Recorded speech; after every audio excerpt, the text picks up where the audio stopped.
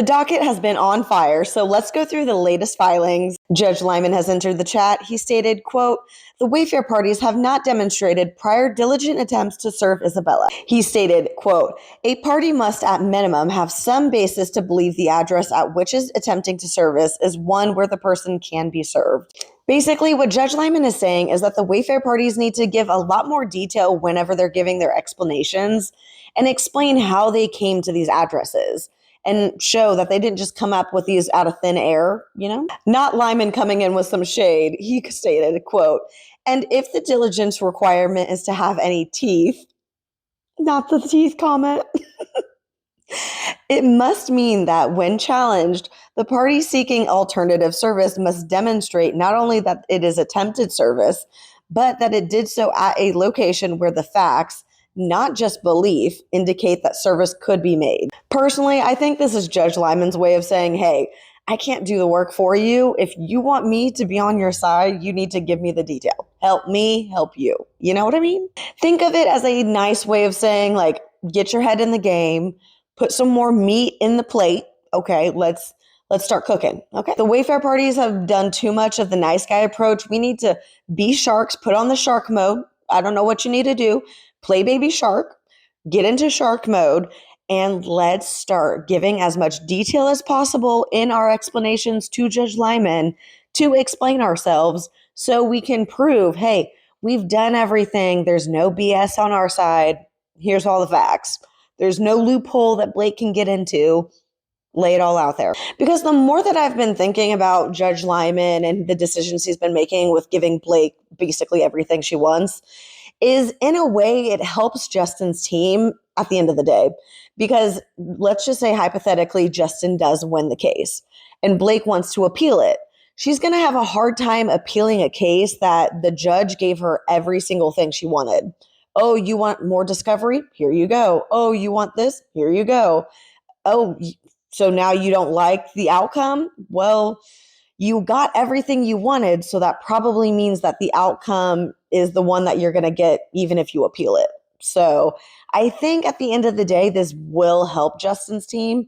It's just seeing like the bigger picture. Don't get me wrong. Don't get it twisted. I still don't like Judge Lyman, but I could see where maybe possibly this is where his head's at. I'm trying to still give him the benefit of the doubt.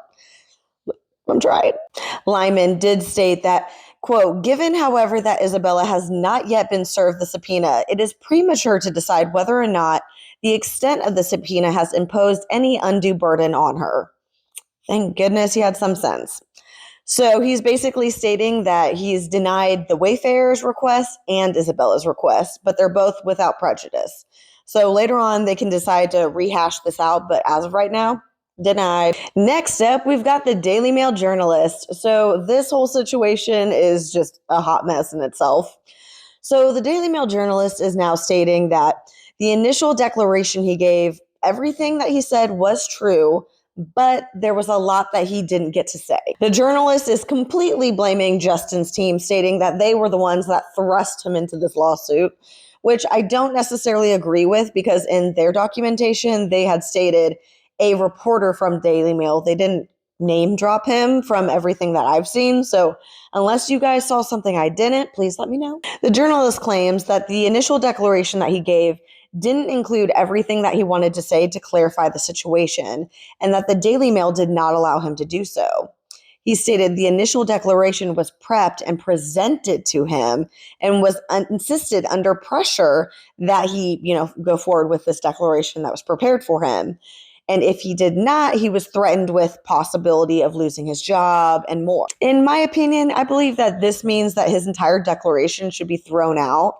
Because if this was prepped for you and you didn't actually say any of this and, there was so much left out, then we need to throw this out and you need to come up with a whole new one. Especially if he's signing anything under distress, immediately that's a veto.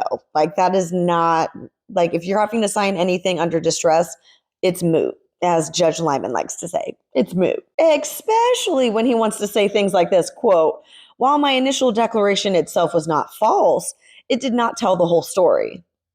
Okay, like to me, that just screams red flag, throw the whole thing away. In summary, the journalist claims that he's told both parties that he's never stated that any team or anybody told him that Blake was SA. The issue is that he's stating that Justin's team knew about this in writing December 25th, 2024, and yet they still added it to their lawsuit later on. The reporter claims multiple times in these text messages that nobody ever told him that Blake was SA'd and that it was never mentioned. So the big question is, why would Justin's team leave this out? Wouldn't this help their case? Because if Leslie isn't telling anybody like, hey, she was actually SAH'd or SA'd, that would be something you'd bring up, especially, if you're going to come out with a lawsuit later on. But they didn't. So it's just like, wouldn't this help your case? So why wouldn't you bring it up versus you saying that she was, and now texts are proving that you were told specifically that she wasn't? Leaves a really big question mark in the air. When I went back through Justin's timeline, I noticed that he had multiple text chains that basically showed that Leslie Sloan continues to go back on her word. They'll say one thing and then they do another one. Same with Stephanie Jones. One example that they gave is that Leslie and Melissa, during the PR beginning of the nightmare, they made an agreement to pause the situation. Once she got off the plane, they would communicate together. But until then, they're not going to talk to any reporters. Yet, they noted that 9 minutes later, Leslie broke the agreement. Now, we don't know if this Daily Mail reporter is the same one from the filing, but my assumption would be yes. So I think that if anything, the reason that those text messages were brought into the filing from Justin's team that the reporter has an issue with is to bring to light, hey, you're having mixed messages and there's like 3 different stories going around. The one that Leslie's telling, the one the reporter's telling, and then the one Justin's team is telling. So we got to find the truth somewhere in between all 3. But here's the catch. Justin's team might be actually Stephanie Jones that was the issue. Because as you see here, the Daily Mail reporter claims that Stephanie Jones was telling him a completely different story. And that's when Leslie is like, I'm telling you, she's a liar. Don't believe her. So could it be that Justin's team was using this to show that this could actually all be a situation that Leslie and Stephanie created because none of them were adhering to the agreement of, hey, let's just pause this for a moment. We'll work this out and let's not talk to anybody. But instead, every PR agent was like, oh gosh, I see the red flags. This could turn into a nightmare. We want to get ahead of this. And they just broke their agreements. Not saying that Melissa did, but Stephanie at least was causing trouble. Because even Jennifer and Melissa note in text messages that Stephanie was causing problems and ruining their plan to kind of mitigate the situation. Personally, what I think happened is this was a bad game of telephone. There were way too many people playing and way too many people trying to change the narrative. So the Daily Mail reporter probably got confused and flustered throughout this whole debacle. Granted, I will say the issue that I have is with his filing, he should have also included a new declaration explaining his side of the story instead of just saying, this didn't happen. That's not the full story. Okay, then give us the full story. Like, we're waiting. Come on. But what do you guys think, though? As always, this is all alleged, so take it with a grain of salt and follow me for more.